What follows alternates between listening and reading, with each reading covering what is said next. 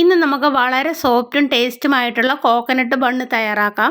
അതിനായിട്ട് ഒരു പാത്രത്തിലേക്ക് 2 കപ്പ് മൈദപ്പൊടിയും 1 പിഞ്ച് ഉപ്പും 1 സ്പൂൺ പഞ്ചസാരയും 1 സ്പൂൺ ഈസ്റ്റും 2 സ്പൂൺ സൺഫ്ലവർ ഓയിലും 1 കപ്പ് പാല് കുറേശ്ശെ ഒഴിച്ചു കൊടുത്ത് കുഴച്ചെടുക്കാം. നല്ല സോഫ്റ്റ് ആയിട്ട് കുഴച്ചെടുക്കണം. ഇനി ഇതൊരു പാത്രത്തിലേക്ക് വെച്ച് മുകളിലായിട്ട് കുറച്ച് ഓയിലും കൂടെ പുരട്ടി 1 മണിക്കൂർ റെസ്റ്റ് ചെയ്യാൻ വെക്കാം.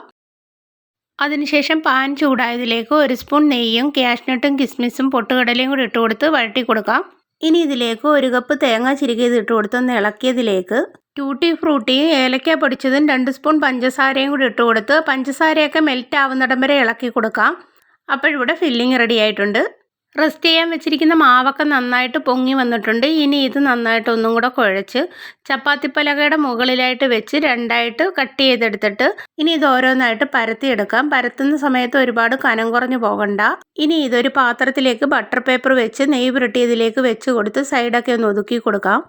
മുകളിലായിട്ട് നേരത്തെ തയ്യാറാക്കി വെച്ചിരിക്കുന്ന ഫില്ലിങ് മൊത്തത്തിൽ ഇട്ട് കൊടുത്തൊന്ന് പ്രസ് ചെയ്ത് കൊടുക്കാം. ഇതിന് മുകളിലായിട്ട് പരത്തി വെച്ചതും കൂടെ ഇട്ട് കൊടുത്ത് സൈഡൊക്കെ നന്നായിട്ട് ഒതുക്കി കൊടുത്ത് 10 മിനിറ്റ് റെസ്റ്റ് ചെയ്യാൻ വെക്കാം.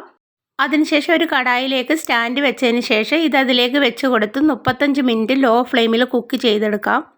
35 മിനിറ്റിന് ശേഷം തുറന്ന് നോക്കാം. ഇവിടെ റെഡി ആയിട്ടുണ്ട്. ഇനി ഇത് നമുക്ക് മുകളിലായിട്ടൊരു കളറിന് വേണ്ടിയിട്ട് ഒരു പാനിലേക്ക് അല്പം നെയ്യ് പുരട്ടി കൊടുത്തതിന് ശേഷം ഇത് വെച്ച് കൊടുത്ത് ലോ ഫ്ലെയിമിൽ വെച്ച് ജസ്റ്റ് 2 മിനിറ്റ് കുക്ക് ചെയ്തെടുക്കാം. അപ്പോഴിത്രയേ ഉള്ളൂ. വളരെ സോഫ്റ്റും ടേസ്റ്റും ആയിട്ടുള്ള കോക്കനട്ട് ബണ്ണ് റെഡി ആയിട്ടുണ്ട്.